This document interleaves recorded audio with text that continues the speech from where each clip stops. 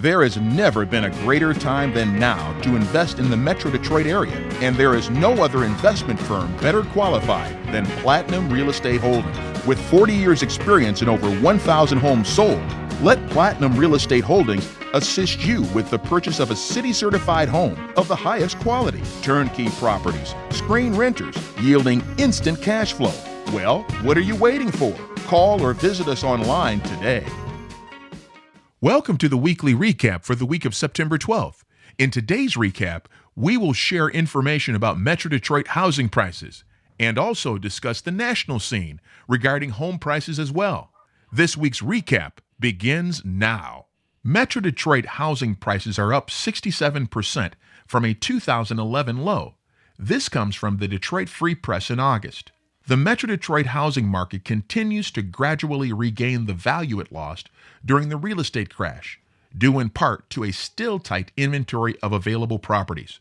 The Standard & Poor's Case-Shiller Home Price Index, recently released, shows the region's prices rising 5.1% in June compared to a year earlier, and up 67% from their lowest point back in April 2011.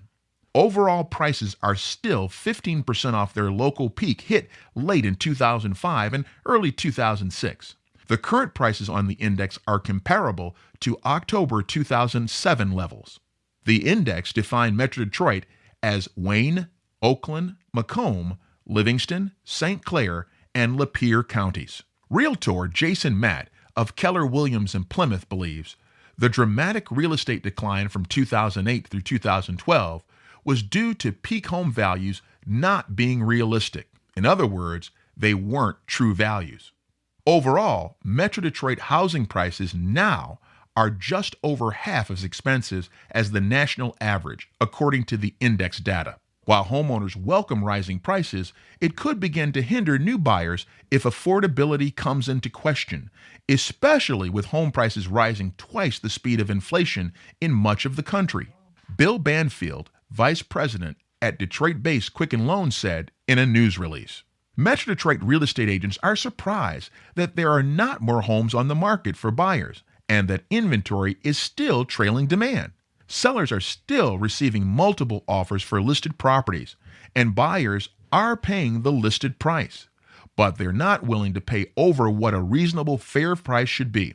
A Farmington Hills-based Realcomm multi-listing service report found the median sale price of a Metro Detroit home or condo was $175,000 in July, up 6.7% from a year earlier, as the total number of home sales were up 1.4%. Just for the record, private sales and for sale-by-owner transactions were not included in the Realcomm figures.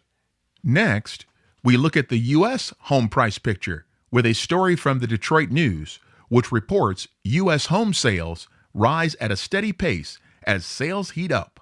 U.S. home prices continue their steady upward climb in May, spurred by rising sales and a dwindling supply of available houses. The Standard & Poor's, CoreLogic, Case-Shiller 20-City Home Price Index increased 5.2% in May compared with a year ago. The reasons? Solid job growth and near-record low mortgage rates are encouraging more Americans to buy homes.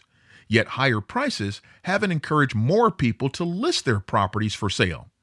That is forcing buyers to compete against each other and bid up prices, particularly in coastal cities with strong job growth. Home prices are slowly edging back to their peak levels reached during the housing bubble a decade ago. After falling 35% from 2006 through 2012, the 20-City Index is now just 8.8% below its peak across the country. Portland, Oregon, Seattle, and Denver posted the biggest year-over-year gains in May for the fourth straight month. Home prices increased an average of 10.5%. 7 cities reached new peaks in April, including Portland, Seattle, and Denver, as well as Boston, Charlotte, Dallas, and San Francisco. The housing market has been mostly healthy this year, adding to its steady recovery from the bust that began in 2006. Sales of existing homes rose 1.1% in June to the highest level in more than 9 years. Still, sales may be held back in the coming months by the lack of available homes. The number of houses for sale have fallen 5.8% in the past year to 2.12 million, according to the National Association of Realtors. Builders are breaking ground on more single-family homes, which boost construction jobs, but the increase in home building haven't lifted the supply of homes enough to slow price gains. Mortgage rates are near historic lows, keeping monthly payments in check. Bottom line, home demand continues to exceed supply, which means in the near term, home prices should remain strong nationally. Well, that's this week's recap. Did you find this recap helpful? Let us know in the comments below. Thank you for listening and have a great day.